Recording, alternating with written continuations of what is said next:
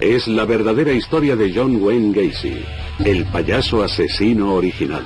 Police today found 6 more bodies under the home of suspected killer John Gacy. Well, you can be walking down the street, and if Gacy lay eyes on you, you have now become his next victim. I was clowning and appearing in at least 10, 15 parades. He was also a Democratic precinct captain. But he could turn on a dime. There is a right way, there's a wrong way, and there's my way. He was playing a cat and mouse game with the police department. Clowns can get away with anything. Clowns can get away with murder.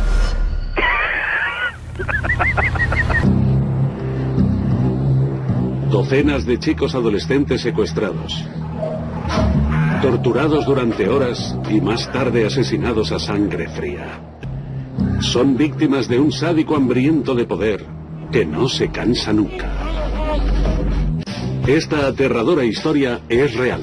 El verdadero monstruo que existió antes de las películas It, La Casa del Payaso y muchas otras. Chicago, Illinois. Norwood Park es un barrio agradable, a pocos minutos en coche del Aeropuerto Internacional O'Hare.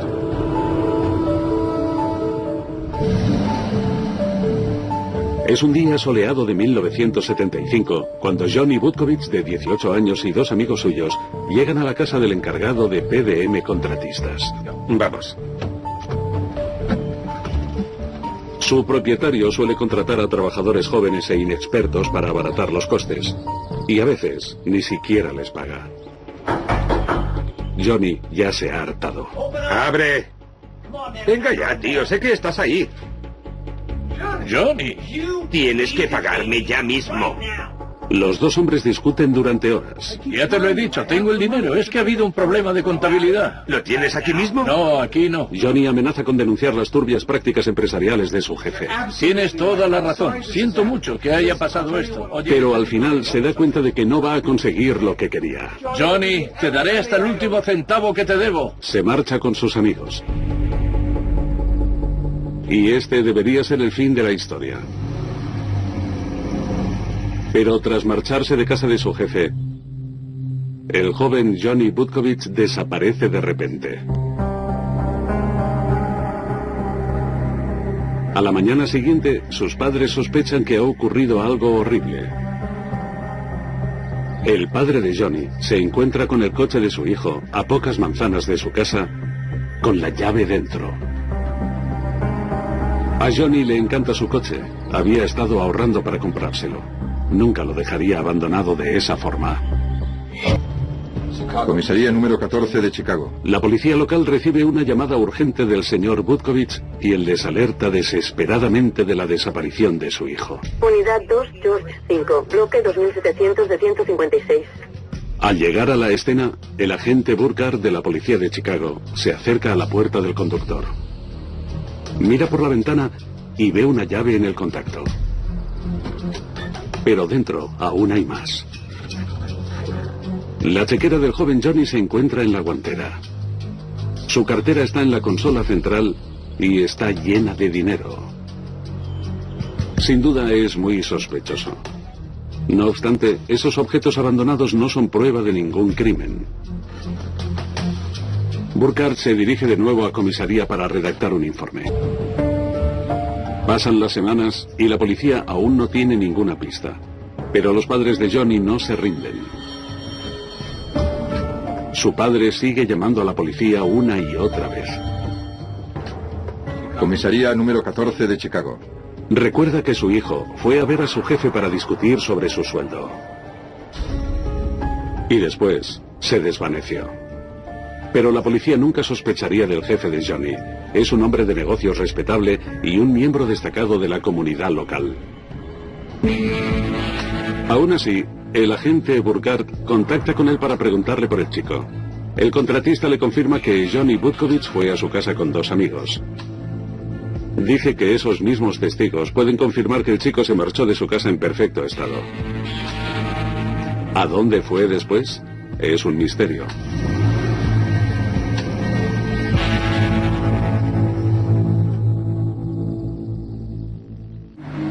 Durante los 3 años siguientes, se repite el mismo misterio una y otra vez en Chicago.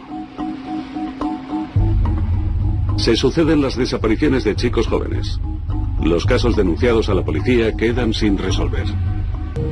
Para un depredador en busca de presas humanas, el Chicago de los años 70 era el coto de caza perfecto. Calle tras calle de chicos jóvenes dispuestos a subirse al coche de cualquiera que se ofreciera a llevarles. 3 años después de la desaparición de Johnny Butkovich, Jeffrey Rignall, de 26 años, entra precipitadamente en otra comisaría de policía de Chicago. Un tío ha intentado matarme y casi lo consigue. Claramente está traumatizado. Por los moratones que tiene en la cara, los detectives se esperan lo peor. Necesito saber dónde estaba. Estaba saliendo del bar Williams. Había un tío dentro de un sedán negro.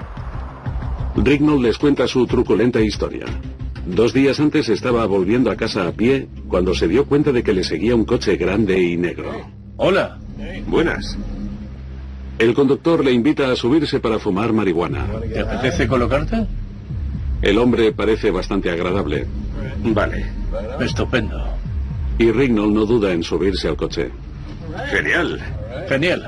Vámonos. Pero cuando el coche arranca, el hombre se le abalanza y le cubre la nariz y la boca con un trapo.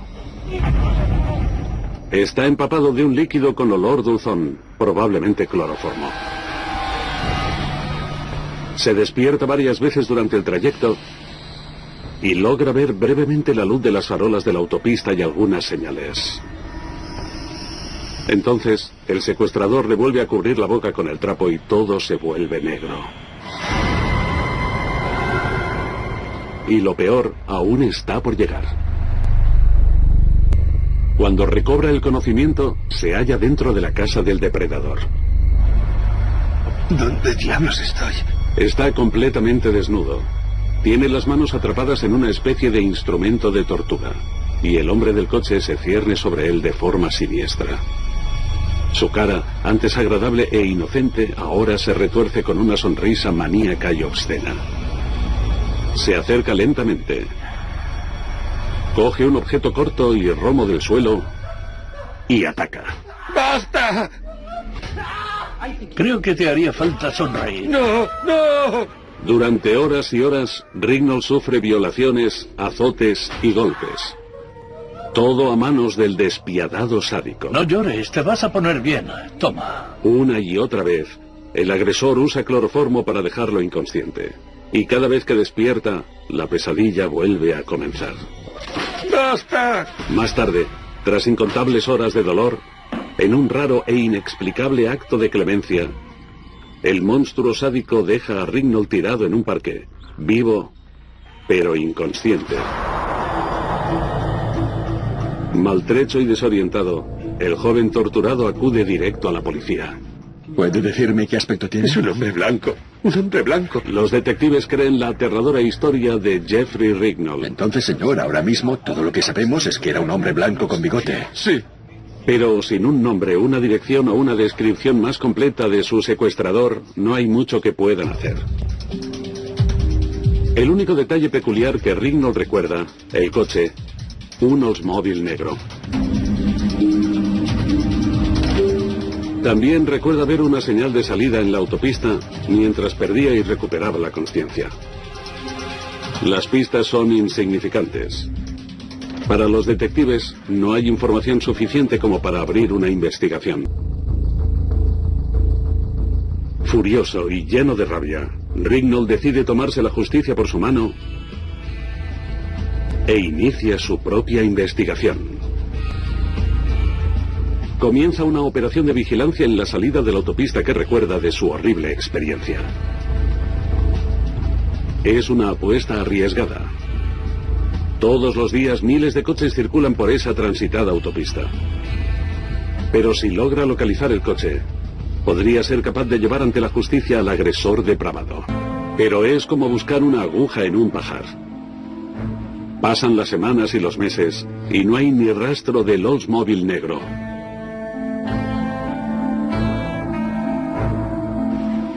Y justo cuando Rignall está a punto de abandonar, lo ve. Se dirige al noroeste hacia los barrios residenciales. No se lo puede creer. Definitivamente es el mismo coche. Y comienza la persecución. Hay que reconocerle el mérito a Rignall, porque fue capaz de hacer lo que muchas agencias no podrían ni financiar. Se pasó meses mirando la escena en plena misión de vigilancia y consiguió identificar el coche con el que le raptaron. Rignall sigue el coche con discreción hasta el barrio de Norwood Park.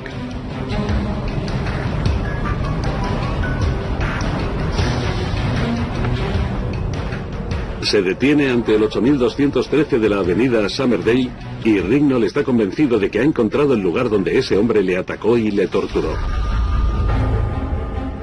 Armado con un número de matrícula y una dirección, va directo a la policía y allí identifican al hombre que le raptó, John Wayne Gacy. Gacy es una figura pública. Es un hombre de negocios respetable que vive en un barrio suburbano agradable con su esposa y sus 2 hijastras. Y eso no es todo. En su tiempo libre, Gacy pule aún más su imagen pública como miembro del club de payasos Jolly Joker, el payaso guasón. Hola, niños, soy Pogo el payaso. Gacy se crea su propio disfraz y adopta el nombre de Pogo el payaso. Hola, niños. Actúa para niños en fiestas de cumpleaños y hospitales de la zona. ¡Oh, qué ganas tengo de compartir con vosotros unas bromitas de cumple! 3 años antes, cuando el joven Johnny Butkovich desapareció, la policía habló brevemente con Gacy. En ese momento, dada su buena reputación en la comunidad y el hecho de que nadie podía relacionarlo directamente con la desaparición del chico, pronto lo descartaron como sospechoso. Ahora, hay alguien que tiene pruebas. Rignall ha visto el lado oscuro de Gacy. Pero sin un testigo que lo corrobore, la policía solo puede presentar cargos por agresión en el caso Jeffrey Rignall. Es un delito menor, con una multa de solo $100 y nada de cárcel. Con el tirón de orejas que supone el juicio pendiente por un delito menor, Gacy pronto desaparece del radar de la policía. En su vida privada, puede que sea un pervertido. Pero en público, aún se le ve como un pilar de la comunidad. Para la policía, el servicio comunitario de John Wayne Gacy lo convierte en un héroe cívico. Por otro lado, su acusador, Jeffrey Rignall, admite abiertamente ante la policía que es bisexual. Esa es una confesión peligrosa en los años 70, y ante los ojos de muchos, Rignall estaba considerado como un desviado sexual. Comisaría número 14 de Chicago. Mientras tanto, cada pocas semanas, la policía recibe otra llamada de los padres del joven Johnny Butkovich, el chico que trabajaba para Gacy y desapareció misteriosamente 3 años antes después de discutir con él. Tienes que pagarme ya mismo. Y Johnny no está solo. El número de adolescentes desaparecidos en Chicago sigue creciendo. Hay 19 desapariciones de jóvenes. Muchas ni siquiera se denuncian a la policía. Las que sí se denuncian se desestiman como fugas de casa. Si estos casos están vinculados de algún modo, sin testigos, casi no hay forma de que los detectives de la policía se desplieguen por varios distritos y jurisdicciones para establecer un vínculo. Y entonces, sucede algo que al fin podría resolver estas desapariciones misteriosas. Mi hijo ha desaparecido. Su hijo... 9 meses después del brutal secuestro de Rignall, el agente Ron Adams de Des Plaines, Illinois, le toma declaración a una madre muy asustada. Por favor, tiene que ayudarme. Que se llama Elizabeth Pist. Dice que su hijo de 15 años, Robert, ha desaparecido, y a diferencia de los anteriores casos, Robert es un niño modelo sin motivos para escaparse de casa. Esa misma noche la señora Pist estaba esperando para llevar a casa a su hijo Robert después de que éste acabara su turno en una tienda local, cuando él le pide a su madre que espere un poco más. Debo hablar con él, me pagará el doble de lo que gano ahora. Es muy buen sueldo, mamá. ¿Con quién tienes que hablar? Dice que le han ofrecido un nuevo trabajo para el verano y corre a hablar con su posible jefe. El joven Robert nunca vuelve. Es la peor pesadilla de un padre. Y su madre no tiene ni idea de lo que verdaderamente aterradora que es esta pesadilla.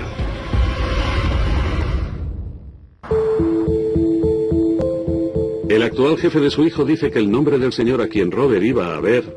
Antes ha venido aquí un tipo, me estaba hablando de unas estanterías. ¿Es un contratista? Sí. es John Gacy. Aquella noche, en la comisaría, la policía se toma muy en serio la historia de la señora Pist. Giró la esquina y ya no volvió. El teniente Joe Kozenczak es el jefe de detectives de la policía de Des Plaines, y este caso le toca de muy cerca. Kozenczak también tiene un hijo adolescente y va al mismo instituto que Robert Pist. Para él, no es difícil imaginar por lo que debe estar pasando la señora Pist. Es casi como si estuviera buscando a su propio hijo. Encuentre a ese Gacy. Es la última persona que ha visto a Robbie. Usando el nombre de John Gacy y un número de teléfono facilitado por el jefe del chico, Kozenczak contacta con la jefatura de policía de Chicago para ver si el contratista misterioso tiene condenas previas. Lo que averigua es muy inquietante. Rebuscando en los archivos de varias comisarías, descubre que John Wayne Gacy tiene un grave historial delictivo relacionado con chicos y hombres jóvenes. En su expediente figura un caso reciente relacionado con Jeffrey Rignall, de 26 años. El juicio penal sigue pendiente, pero aún hay más.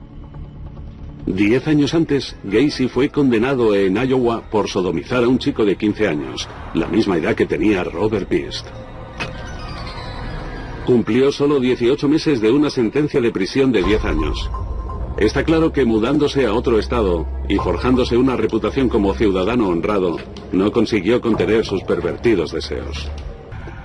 El detective Kozenczak sabe que el chico está en grave peligro y que no puede perder ni un solo segundo. El detective Kozenczak y otro agente se dirigen a la casa de Gacy en la avenida Summerdale. Quieren interrogar al sospechoso en persona. También esperan encontrar al joven Robert dentro de la casa del hombre, ileso. Hola, ¿señor John Gacy? Sí. Pero cuando Gacy abre la puerta, no hay señales de que haya nadie más en casa. ¿Habló con usted? No, yo no. El contratista niega conocer a Robert Pist. Dice que acaba de morir su tío, que no tiene tiempo para hablar de chicos desaparecidos que no conoce. Gacy quiere que se marchen para así poder hablar con su afligida madre. Puede que no sea un buen momento, señor, pero necesitamos aclarar unas cuantas cosas. El teniente Kozenczak sospecha de él. Cree que esa historia es una cortina de humo, con tío fallecido de por medio o no. Tiene que acompañarnos, señor. Kozenczak sabe que Gacy oculta algo. Pero Kozenczak se da cuenta de que ahora mismo no le va a poder sacar nada más a Gacy. Le pide al contratista que más tarde acuda a comisaría y haga una declaración formal. Está bien. De mala gana, Gacy acepta. Los antecedentes criminales de Gacy hacen que su posible implicación en la desaparición de Robert Pist sea muy preocupante. Pero también da esperanzas al teniente Kozenczak. Puede que el contratista sea un depredador sexual, pero no hay pruebas de que sea un asesino. Robert aún podría estar vivo, pero el tiempo apremia. Kozenczak necesita una orden de registro ya mismo. El teniente Kozenczak contacta con el fiscal del estado. Le faltan pruebas materiales, pero los antecedentes criminales de Gacy y la declaración de un testigo que dice que Robert fue a hablar con el contratista justo antes de su desaparición son motivos suficientes para conseguir la orden que necesita. Hola, amigos. Más tarde, ese mismo día, cuando Gacy por fin acude para hacer una declaración formal, su actitud es calmada y segura. No tiene ni idea de que le han tendido una trampa. Kozenczak le muestra la orden y le pide a Gacy las llaves de su casa y de sus vehículos. No pueden hacer esto. ¿Saben quién soy yo? La reacción violenta de Gacy lo dice todo. No pueden coger mis llaves. Conozco a su jefe. Haré que les despidan por esto. Es obvio que hay algo que no quiere que vean. No tienen ni idea de con quién están tratando. Con Gacy en comisaría, el teniente Kozenczak se dirige a la casa del contratista. ¡Vamos allá! El corazón se le acelera. Casi han pasado 2 días desde que el joven Robert Pist desapareció. Atrapado por un depredador despiadado como Gacy, sería ingenuo pensar que Robert está ileso. Pero Kozenczak espera que aún siga vivo. Kozenczak y los otros detectives entran en la casa y se separan. Van habitación por habitación, registrando cada milímetro de la casa de Gacy. Encuentran vídeos de pornografía gay, revistas y juguetes sexuales. Un juego de esposas bañadas en níquel y algo mucho más inquietante. Un tablón de madera con sujeciones para humanos en cada extremo. Es un instrumento que alguien como Gacy podría usar como tortura sexual. Pero eso no es todo lo que encuentran. En la basura de la cocina hay un recibo de revelado de fotos de la tienda Nissan donde trabajaba Robert Pist. Además, Gacy tiene una sospechosa colección de efectos personales que claramente no son suyos. Un anillo de graduación con las iniciales JAS. Ropa interior que es demasiado pequeña para un hombre de su tamaño. Y una chaqueta azul con capucha, muy parecida a la que llevaba Robert Pist la noche en la que desapareció. Y entonces, mientras saca objetos de un armario, Kozenczak ve algo inesperado. Una trampilla que lleva debajo de la casa. Se agacha, agarra el asa de la trampilla y lentamente comienza a levantarla. El aire dentro de esa especie de fría mazmorra es denso y huele a humedad. Pero la tierra no parece removida y no hay ni rastro del chico. Kozenczak y su equipo cogen todas las pruebas que han encontrado y se marchan de la casa de Gacy. Lo que ha encontrado hasta ahora es espeluznante, pero antes de poder hacer una detención, necesita pruebas sólidas de que Robert Pist estuvo en casa de Gacy. Quiere vigilar de cerca al depredador. Ordena a sus hombres que sigan a Gacy allá donde vaya, día y noche. Hola, ¿podría hablar con Carol, por favor? Kozenczak decide indagar más sobre el pasado de Gacy. Solo quería hacerle unas preguntas sobre su exmarido. ¿Tiene 5 minutos para hablar conmigo? Contacta con la ex esposa de Gacy, Carol. Tiene información muy interesante sobre su ex marido. Mientras estaban casados, Gacy solía salir por ahí sin dar explicaciones. Y a medida que su matrimonio se desmoronaba, dejó de ocultar sus deseos sexuales. Incluso le contó el tipo de hombres jóvenes que prefería. De acuerdo. Pero la cosa no acaba ahí. Carol le cuenta al teniente Kozenczak que un antiguo empleado de Gacy, Johnny Butkovich, también desapareció en circunstancias misteriosas. Tienes que pagarme ya mismo. En aquel caso, interrogaron a Gacy y lo descartaron como sospechoso. Pero ahora es el principal sospechoso. La lista de chicos desaparecidos y relacionados con Gacy se hace cada vez más grande. Hola, señora Pist. Hola, detective. Y entonces, Kozenczak consigue su gran oportunidad, cuando la madre de Robert Pist acude para ver qué tal va el caso y le cuenta nueva información. Robbie tenía un recibo. Recuerda que en la noche en que desapareció su hijo, un compañero de trabajo metió un recibo de revelado de fotos de la tienda Nissan en el bolsillo de la chaqueta azul de Robert. Kozenczak se queda atónito. Se abalanza sobre la mesa de las pruebas y justo ahí, en una bolsa de pruebas, hay un recibo de revelado de fotos de la tienda Nissan. Es la prueba decisiva que había estado buscando. Inmediatamente llama a la tienda para confirmarlo. 3231349. ¿Coincide? Estupendo, gracias. Los números del recibo hallado en la casa de Gacy coinciden totalmente con el sobre de fotos de la tienda. Gacy dijo que no conocía al chico, pero esta prueba es irrefutable. Robert Pist estuvo en casa de Gacy. Kozenczak cree sin ninguna duda que Gacy es el responsable de la desaparición de Robert Pist y de varios jóvenes más. Pero sin un cuerpo, ni pruebas de que Gacy hiriera al joven desaparecido, será complicado conseguir una segunda orden de registro.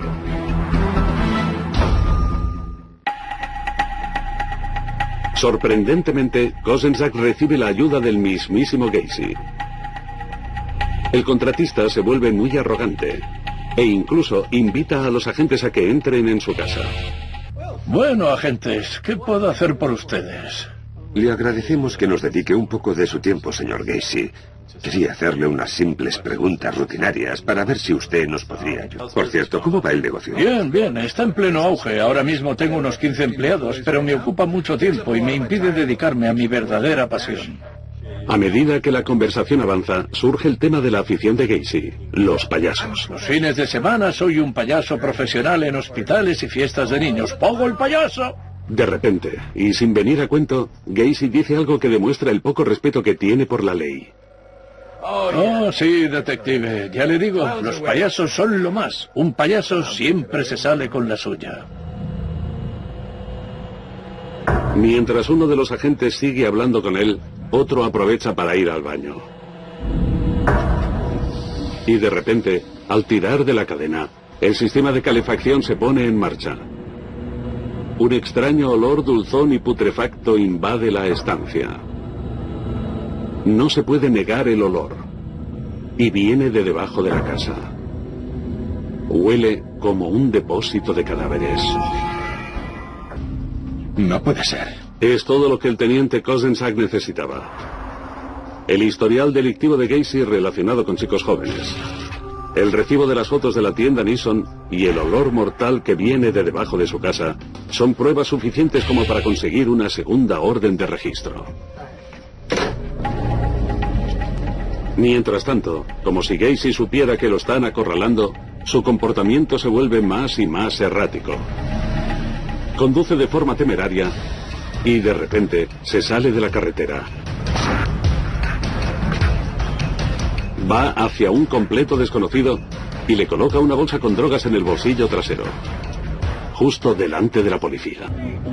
Sorprendentemente, con todas las pruebas apuntando a Gacy como culpable de la desaparición de varios jóvenes... Venga ya, ¿esto es necesario? Lo acaban arrestando por un simple delito de tráfico de drogas. Ahora, con Gacy en custodia y armado con una nueva orden de registro y con un equipo de técnicos forenses, Kozenczak vuelve a entrar en la casa de Gacy. Y no hay duda de por dónde comenzarán la búsqueda. El hueco que hay bajo la casa. Comienzan a escarbar en la tierra firme y compacta. Casi inmediatamente encuentran algo verdaderamente espantoso. Un hueso humano. Y cuanto más ahondan,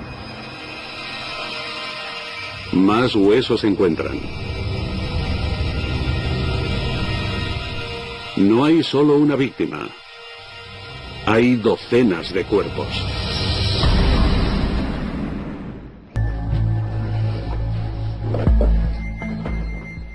Señor Gacy. Kozenczak vuelve a la comisaría de policía y le expone a Gacy su descubrimiento. Hemos encontrado varios cuerpos. Kozenczak tiene ante él los ojos fríos y sin vida de un psicópata. Uno de los rasgos distintivos de un psicópata es la total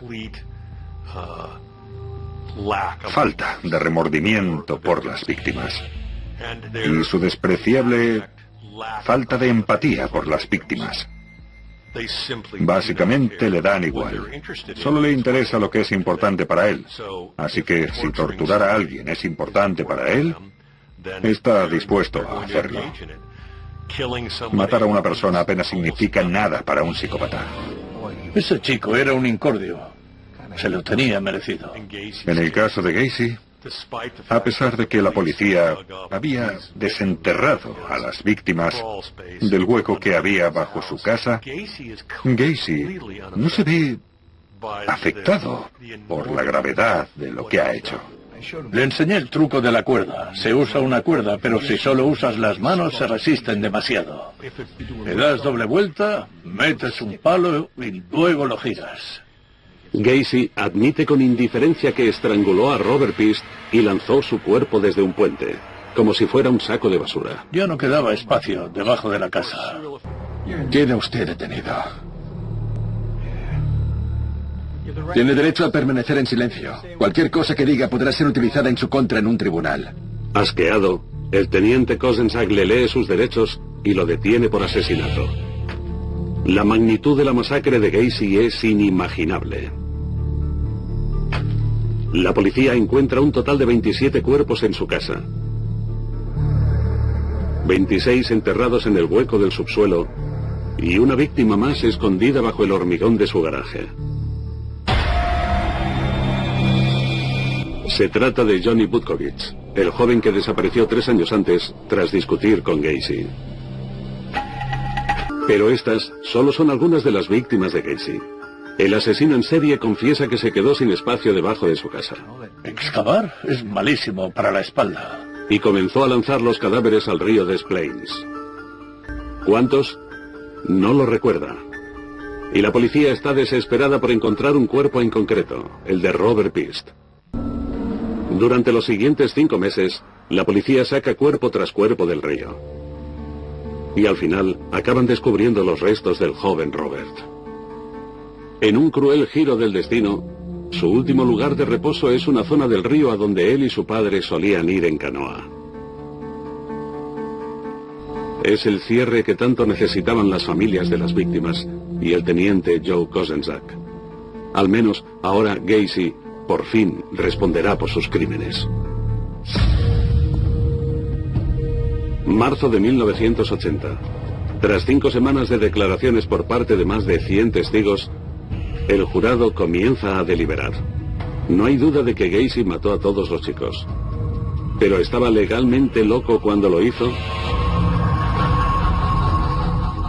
En solo 2 horas, el jurado emitió su veredicto. El jurado declara al acusado John Wayne Gacy culpable. Culpable, por los 33 cargos de asesinato en primer grado.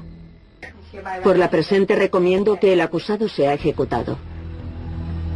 John Wayne Gacy, considerado uno de los asesinos en serie más despiadados de la historia de los Estados Unidos, fue condenado a muerte. Aun cuando le están poniendo la inyección letal en el brazo, lo están ejecutando, él sigue tomando el control. Les llega a decir, besadme el culo. Aún piensa que tiene el control. Y en realidad, ese fue el sello distintivo de todos sus actos. ¡Ay, Dios! Las tropelías de Gacy, su insaciable apetito por los hombres jóvenes y por matar, y su extraña fascinación con unos personajes muy queridos por los niños, los payasos, ha cambiado por completo la forma en la que vemos a estos antes inocentes artistas. Y este nuevo rostro del horror sigue inspirando a innumerables villanos, cada uno más inquietante que el anterior. Una fosa común de chicos desaparecidos. Tortura sexual sádica. Y un asesino obsesionado con los payasos detrás de todo. Estas cosas no deberían ser reales, pero lo son. Es la verdadera historia de John Wayne Gacy, el payaso asesino original. My question would be to you right off the bat is why, after so many years of silence, never having a media interview, and people have said that you have given them interviews in years Well, that's past. hogwash. Yeah. That's strictly hogwash. So we're saying I'm today, constantly told that I'm misquoted constantly, saying that I said this and I said that, and it's not happened. so it's pretty well established on this. This is the first time you're speaking publicly about your case. Right. Yeah. I've always felt that my attorneys were handling it, and they said to keep a low profile and stay away from it. And in light of all that has been used against me in the media, they've created this fantasy monster image, and it's been going on for the last 12 years. And I've ever had no comment, and I had no need to talk to the media for the simple reason that they were looking for sensationalism and they were looking for the monster. When you say fantasy monster image, what are you referring to by that? Well, the idea that I'm a homosexual thrill killer and all that garbage, and they painted this image of me that like I strolled down the streets and stalked young boys and slaughtered them. Hell, if you could see my schedule, my work schedule, you know damn well that I was never out there. Well, you were indicted, convicted, and sentenced on 33 counts of homicide. Is that correct? That's correct. We'll go into the lead-in as you know, you were at 1978. Yeah. You were present. Yeah. Now, they did not search the house at that time or look through the house? No. According afterwards, they're claiming that they came to the front door of the house and knocked on the door and that I hid from them. Why didn't you let them in at that time when they were knocking at the front door? There was no way I could have heard them. I was way in the back of the house, in the rec room, on the telephone. When they finally walked around the side of the house, I could look out the picture window, see them there, because I was on the phone, and they could see me clearly too, sitting on the couch on the telephone, because I was talking to my sister in regards to a death in our family. So I told her that I would call her back, got up, went to the door, and he introduced himself as Kozenzak and Piquel, and they wanted to come in and talk to me about Robert Piest. And I had told him that I had not had any conversation with him, but I said, if you want to talk to me, then come back there. And they wanted me to come down to the police station. Okay, well, I didn't have time because I was doing work for the county. And the police had focused in on you as being the suspect in the missing boy, and eventually... well, they were following me around. Following you? Yeah, constantly. And on December 13th, I had made a statement to the police department, and from that date forward, they had me under surveillance. The only trouble is that the Mickey Mouse way they were doing it, they had 2 cars following me day and night, and they had trouble keeping up with me, so I used to go out to the car in the morning and tell them where I was going, so in case I got lost. Because at the time I was doing 5 construction jobs in 5 parts of the city. So in essence, I was all over the place. The clowning was relaxation for me. I enjoyed entertaining kids. Like some people are, you know, they unwind in different ways, either by going out drinking or that. I could put on clown makeup and I was relaxed. And I enjoyed doing it. It was only twice a month that I did it. Yeah, this was not used then for a lure to draw kids to you No, we would visit different hospitals and entertain the children there. And we didn't entertain them with handcuffs or anything like that. All we used was balloon animals and small toys and stuff like that. But we also did parades. And in the summertime, like on 4th of July, I used to be in 4 parades in one day. I've always told people when I got into clown makeup, I regressed into childhood. It was fun being a clown because you could be yourself or just let yourself go and act a fool. You could be slapstick and funny and have a good time. That's why I always enjoyed clowning. Clowning has taken a bad name because of what they've used in my case. The media has called you a homosexual killer. What is your position on homosexuality? I have nothing against it. I'm an outspoken liberal. I don't care for the labeling. I don't care for any labeling for that fact. Do you claim homosexuality? No, I would definitely not be homosexual. I have nothing against what they do, and I don't deny that I've engaged in sex with males, but that I'm bisexual. You're bisexual? Right. My preference is women, and I've been married enough times and have children, and I see nothing wrong with it. My dad had conservative values. If you were out after midnight, you were up to no good. My dad did not believe it. If you were out after dark and you didn't leave a phone number, you were up to no good. So I think that's why I tended to go that way more, just to be the opposite of him.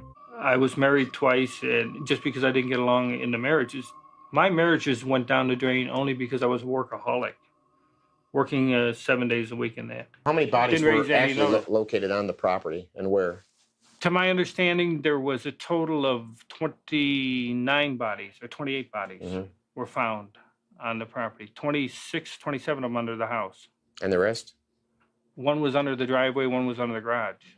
So that makes a total of 29. Okay. Now, from the standpoint of the arrest, when you were arrested in this matter, it snowballed. It snowballed. Okay. What was the date of that arrest? Do you recall? December 22nd, 1978 is when I was arrested.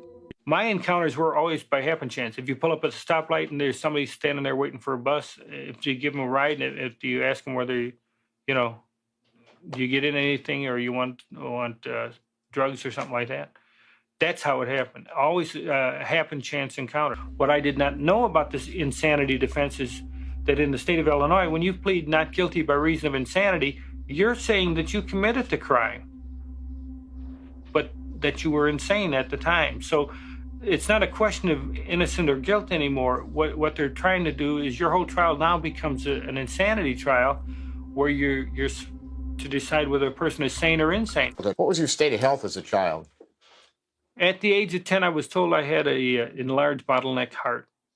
Okay, and so I had a tendency to pass out a lot. How about childhood illnesses? Did you have any, accidents rather? Any sort of I was injuries or accidents? When I went to the other vocational school, when I first went to the vocational school, I got hit with a park swing in the side of the head, caused a masterite. At what age was that?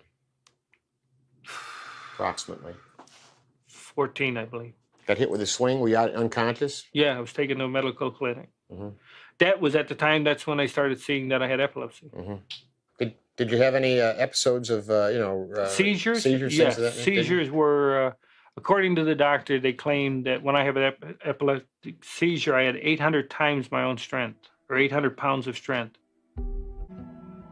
Had you ever been sexually abused by anybody? At the age of 9, there was a contractor. Building contractor? Building a house next door, and he used to pick me up and take me for rides, and always wanted to show me wrestling holds with always putting my head in between his legs. But at the time, I did not look at it as sexual. He was showing me wrestling holds where my head was always constantly pinned between his legs or under his legs. I think that they did a disservice to me, and they did a disservice to the victims. And you know what people don't understand is I feel I was wrongfully convicted for 33 murders, and it was only because of sensationalism and ego. The Des Plaines police did a sloppy investigation. This is, I mean, it may not be the correct way of wording it, but the thing of it is that they had other suspects, and they had tunnel vision in to say, it's Gacy's house, it's easier to put everything on Gacy. I consider myself the 34th victim. I consider the families victims as well, because they did not get justice. From the shoddy investigation all the way down through, is that the victims' families are not aware that in a lot of the cases, they don't even have the remains of their own sons, because Dr. Stein never turned over the whole body, and they took the heads off of each one of the victims. So when you turn over the remains to a loved one's family, they don't have the whole body. What do you actually feel that my case has been thoroughly investigated? I know. Yeah. I don't want a political answer from you. I want a basic answer. Do you actually think that the investigation of my case has been done right? I believe in your case that there should have been more focus on others. That there should have been others checked out a little more thoroughly. That's the belief I've developed over these years. Yeah, I just think that we're kind of wrapping it up here. I think we accomplished something today. Certainly we put something down on tape that has not been said. My feeling as a career law enforcement officer is that if John Wayne Gacy is guilty, then he should be punished. If John Wayne Gacy has others involved, then they should be brought in, they should be punished. Basically, I believe in total investigation and total justice, and that's really what I've been looking for all along.